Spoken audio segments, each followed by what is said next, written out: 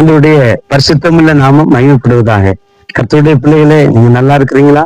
நீங்க நல்லா இருப்பீங்கன்னு நம்ம ஆண்டவராக இயேசு கிறிஸ்துக்குள்ள நான் நம்புறேன், விசுவாசிக்கிறேன். உங்களுக்காக நாங்க ஜெபிக்கிறோம், எங்களுக்காகவும் நீங்க ஜெபிப்பீங்கன்னு நான் நம்புகிறேன். என்ன பச்சை பசேர்னு இருக்குன்னு பாக்குறீங்களா? இதுதான் மக்காச்சோள தோட்டம். அதுல இருந்து தான் நம்ம கர்த்தருடைய வார்த்தை என்ன செய்யறோம், தியானம் பண்ணிட்டு இருக்கிறோம். நம்ம கடந்த 2 வீடியோக்கள்ல பார்த்தோம். முதலாவது கர்த்தருடைய வார்த்தையின் தன்மையை பார்த்தோம். இரண்டாவது கர்த்தருடைய வேதத்துல பிரியமா இருப்பதின் அவசியத்தையும் அதன் நன்மைகளையும் நாம் பார்த்தோம். இந்த வீடியோல நீங்க பாத்தீங்கன்னா கர்த்தருடைய வார்த்தையில் இருக்கக்கூடிய உண்மையான ஆசீர்வாதத்தை, ஆவிக்குரிய ஆசீர்வாதத்தை தான் நம்ம பார்க்க போறோம். எபிரேயர் 11வது அதிகாரம் 6வது வசனம் சொல்லப்பட்டிருக்கிறது, விசுவாசம் இல்லாமல் தேவனுக்கு பிரியமா இருப்பது கூடாத காரியம்.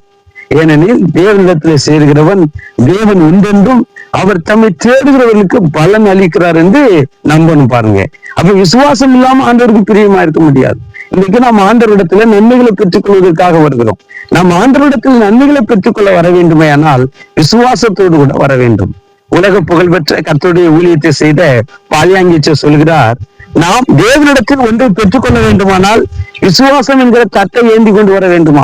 அந்த விசுவாசம் என்கிற தட்டில் தான் தேவன் தன்னுடைய நன்மையை, தன்னுடைய ஆசீர்வாதத்தை, தன்னுடைய விடுதலையை, தன்னுடைய மீட்பை, தன்னுடைய நன்மையை நமக்கு கொடுப்பாராம். அப்ப விசுவாசம் என்கிற தட்டை ஏந்தி கொண்டு இன்றைக்கு அநேகர் ஆண்டவரிடத்துல வருகிறதில்லை.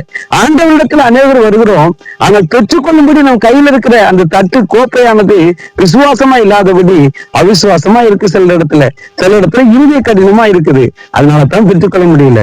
ஒரு நூற்றுக்கு அதிபதி தன் வேலைக்காரனுக்காக சுகத்தை பெற்றுக்கொண்டான் என்றால் எப்படி பெற்றுக்கொண்டான்? விசுவாசங்கிற தட்டை ஏந்தி வந்தான். ஒரு கானானிய ஸ்திரீ தன் மகள் கொடிய வேதனைப்பட்ட போது அவளுக்கு இயேசுவிடத்திலிருந்து நன்மை எப்படி பெற்றுக்கொண்டான், விடுதலை எப்படி பெற்றுக்கொண்டால் தெரியுமா?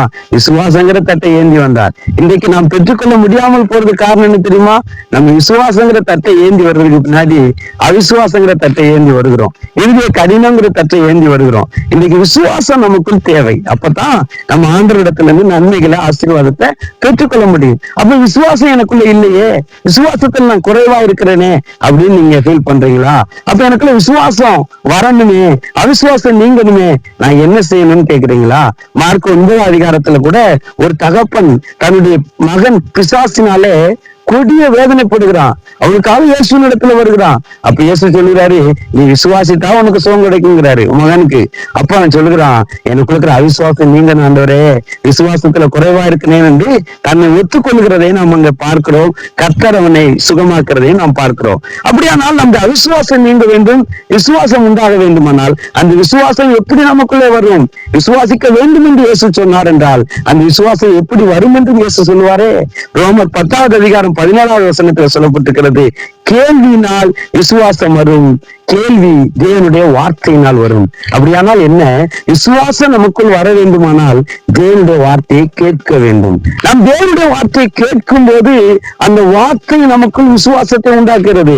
அந்த விசுவாசத்தை உடையவர்களாய் நாம் தேவனிடத்தில் போகும்போது நன்மைகளை பெற்றுக் கொள்கிறோம். அப்ப நமக்குள்ள விசுவாசம் பெருகணும்னு நீங்க நினைச்சீங்கன்னா, அவிசுவாசம் நீங்களும் நினைச்சீங்கன்னா, கர்த்தருடைய வார்த்தையை கேளுங்க, கர்த்தருடைய வார்த்தையை வாசிங்க. நீங்களே வாசிக்கிறீங்க போது உங்களுக்கு வார்த்தையை வாசிக்கும் போது காதுகள் அந்த வார்த்தையை கேட்கட்டும். மற்றவர்கள் கொடுக்கிற நல்ல தேவ செய்திகளையும் நீங்க என்ன செய்யலாம், கேட்கலாம். வார்த்தையை கேட்க கேட்க அது நமக்குள்ள விசுவாசத்தை உண்டாகும். இதற்கு ஒரு அழகான எடுத்துக்காட்டு கூட இருக்குது. இங்க அப்போஸ்தலர் 14வது அதிகாரத்துல 8 to 10 வசனங்களை வாசிக்கிறோம்.